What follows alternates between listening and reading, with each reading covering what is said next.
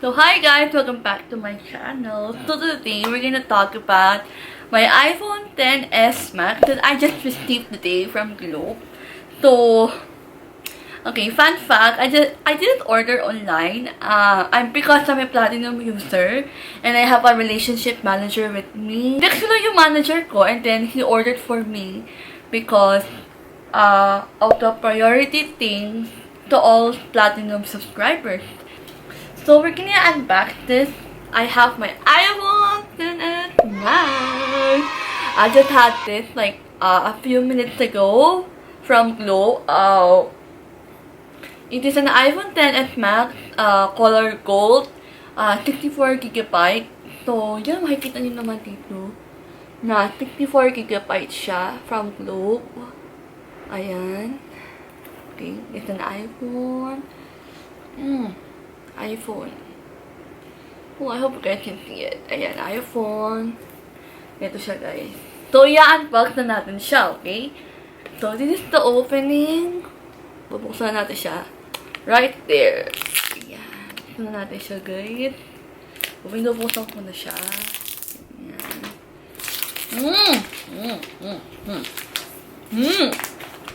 Ayan siya, guys. Oh my God, I'm so excited. Okay, so, ina-unbox na natin siya. Ganito yung kulay. This is my iPhone right now. So, we're gonna unbox it. This is the... Oh, this is what it looks like. It has the marble wallpaper on it.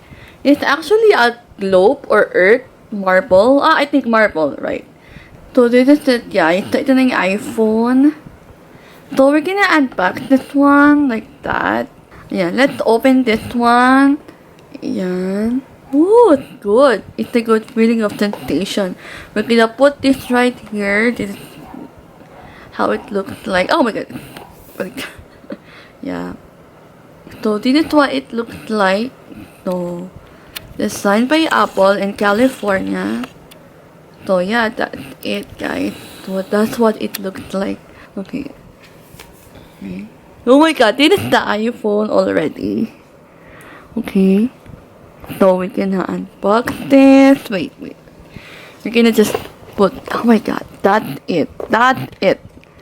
So, this is the earphones. This is the adapter for the charger and for all things universal.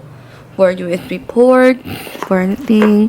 And this is the iPhone, guys. So finally, guys, we have it already. Oh, it's very nice. So very good. It's gold. I love the gold of this one. Very nice, right? So this is the earphone. Okay, it comes with this earphone. Okay. Of course. And this is the charger, USB charger of the iPhone. Okay. Then, it doesn't have an adapter. Oh.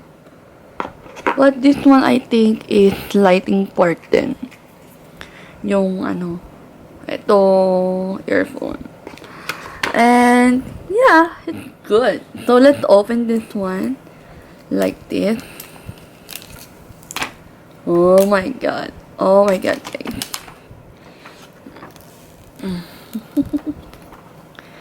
Good. So, let's open this.